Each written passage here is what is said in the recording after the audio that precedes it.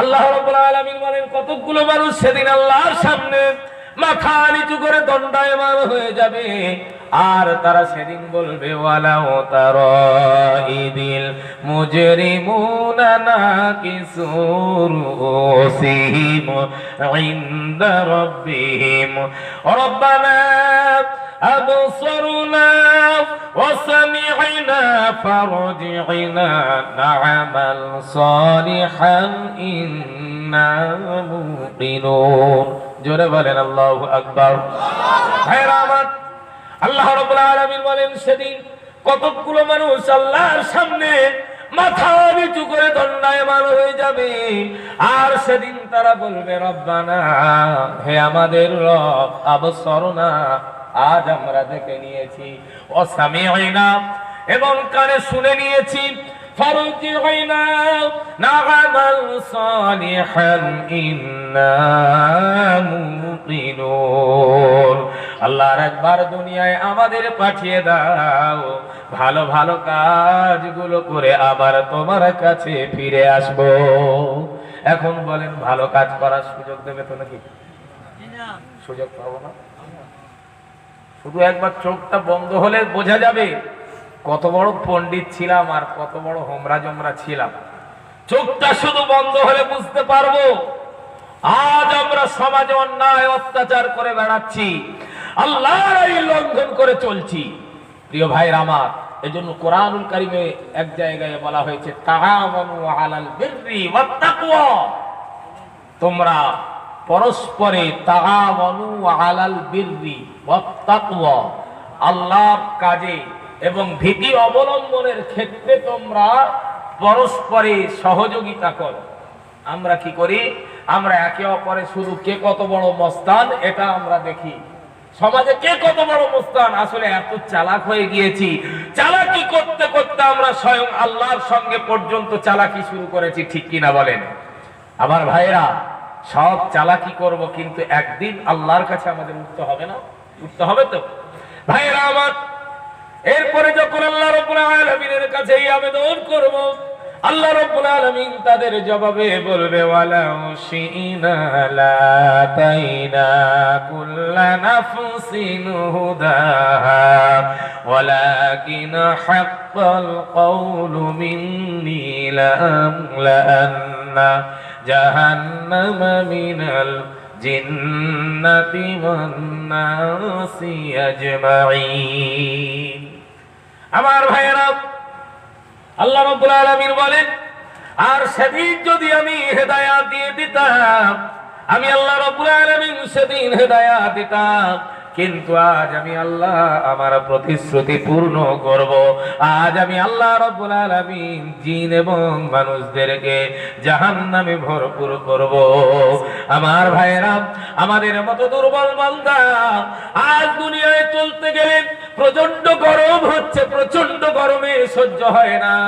এই গরমের জন্য আমরা কি করি? বাড়িতে এসি, গাড়িতে এসি, অফিসে এসি, এসি ছাড়া চলতে পারি না। আমার ভাইয়েরা, আমাদের মতো দুর্বল বান্দা কিয়ামতের দিন সেদিন যখন জাহান্নামের ফয়সালা হয়ে যাবে, কেমন করে ওই কঠিন জাহান্নামের আগুন সহ্য করব? আমার ভাইয়েরা, এজন্য দুনিয়ায় থাকাকালীন ভালো ভালো কাজ করে দুনিয়া থেকে বিদায় নিতে হবে, ঠিক কিনা? সব অন্যায় কাজ থেকে বিরত থাকতে হবে, কোরআনের আইন লঙ্ঘন করা যাবে না, কোরআনের আইন পরিপূর্ণভাবে মেনে চলতে হবে। আমার মুসলমান ভাইয়েরা, শুধু তাই নয়, অন্যত্রে আল্লাহ রাব্বুল আলামিন বললেন ওমান আ'রাদা আন যিকরি ফাইন্না লাহু মাঈশাতান দানকাও ওয়া নাহশুরুহু ইয়াওমাল কিয়ামাতি আ'মা। আমার ভাইয়েরা, আল্লাহ রাব্বুল আলামিন বলেন, আর যারা আমার নির্দেশ মালা অমান্য করে চলে, আল্লাহ রাব্বুল আলামিন বলেন, আমি তাদের জীবনটা দুনিয়ায় সংকীর্ণ করেছি। এখন বলেন, দুনিয়ার জীবনটা সংকীর্ণ মানে কি? দুনিয়ার জীবনটা একেবারে ছোট হয়ে যাবে নাকি? হ্যাঁ, একেবারে কি দুনিয়ার জীবনটা ছোট হয়ে যাবে? এরকমটা নয়। তাফসীরের মধ্যে বোঝানো হয়েছে যে দুনিয়ার জীবনটা ছোট হয়ে যাবে, তার অর্থ হলো এটাই, একটা মানুষের অর্থ সম্পদ বালা বিল্ডিং সব থাকবে, এরপরে তার মনের মধ্যে যেন একটা অস্থিরতা গ্রাস করে। কেমন দেখবেন আমাদের সমাজে অনেকে আছে, ইমাম সাহেবের কাছে গিয়ে বলে, হুজুর আমার আল্লাহ কিছুই অভাব দেয়নি, সব পূরণ করেছে, কিন্তু আমার মনে সুখ নেই, হুজুর একটা তাবিজ করে দিলে ভালো হয়। আছে না নেই? অনেকে বলে না? তো এই শ্রেণীর মানুষদের তাদের আল্লাহ তাআলা বলছে যে দুনিয়ার জীবনটা সংকীর্ণ হয়ে যাবে। শুধু তাই নয়, সেদিন তাদেরকে অন্ধ করে ওঠাবে। আর অন্ধ করে যখন ওঠাবে, সেদিন তারা আল্লাহর কাছে আবার বলবে, قال رب لم حشرتني أعمى وقد كنت بصيرا। সেদিন তারা বলবে, আয় আল্লাহ, দুনিয়ায় আমরা চক্ষুষ্মান ছিলাম, আজ কেন আমাদেরকে অন্ধ করে উঠালে? এই কথা যখন তারা বলবে, আবার রব্বুল আলামিন তাদের এই কথার জবাবে আবার আল্লাহ রাব্বুল আলামিন বলবে, ক্বালা কাযালিকা আতাতকা আয়াতুনা ফানাসিতাহা ওয়া কাযালিকাল ইয়াউমা তুনসা। আর আল্লাহ রাব্বুল আলামিন বলবেন যে তোমরা দুনিয়ায় তোমাদের কাছে যখন আমার আয়াত এসেছিল, সেদিন তোমরা আমার আয়াত অস্বীকার করেছিলে, সুতরাং আজ আমি আল্লাহ রাব্বুল আলামিন তেমনি তোমাদেরকেও ভুলে গেলাম। ও বন্ধু, এখন বলেন কিয়ামতের দিন আল্লাহ রাব্বুল আলামিন যদি আমাদের ভুলে যায়, তাহলে বলেন আমাদের কপালটা বড় খারাপ হবে না? হবে না? বড় বিপদগ্রস্ত হয়ে যাব যদি আল্লাহ রাব্বুল আলামিন আমাদের ভুলে যায়। একটি হাদিসের মধ্যে এসেছে, নবীজি সাল্লাল্লাহু আলাইহি সাল্লাম একদিন মা হাফসা রাদিয়াল্লাহু তাআলা আনহার কাছে শয়ন করেছিলেন। এমন সময় হযরত আব্দুল্লাহ ইবনে উমর রাদিয়াল্লাহু তাআলা আনহু তিনি কোরআনের আয়াত তেলাওয়াত করছিলেন, কাল্লা ইন্নাহুম আ'আর রাব্বিহিম ইয়াওমা ইযিল লামাহজুবুন। আমার ভাইরা, মা হাফসা রাদিয়াল্লাহু তাআলা আনহা তিনি জিজ্ঞাসা করলেন, ইয়া রাসূলুল্লাহ, ইয়া হাবিবাল্লাহ, হুজুর আপনি কিসের জন্য এমন করে কাঁদছেন বলুন? এমন করে কেন কাঁদছেন বলুন হাবিব গো? কিসের জন্য?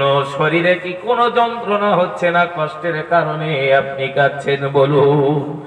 আল্লাহ নবী এই কথা শোনার পরে বলেন, ও হাফসা রে, আমি আমার নিজের জন্য কাঁদি নাই হাফসা রে, আমার শরীরের যন্ত্রণার জন্য কাঁদি নাই হাফসা, আমার কোনো কষ্ট হয় নাই হাফসা রে, আমি এই জন্য কাঁদি এই মাত্র আমার কানে যে আয়াত ভেসে এলো, কাল্লা ইন্নাহুম আ'আর রাব্বিহিম ইয়াওমা ইযিল লামাহজুবুন।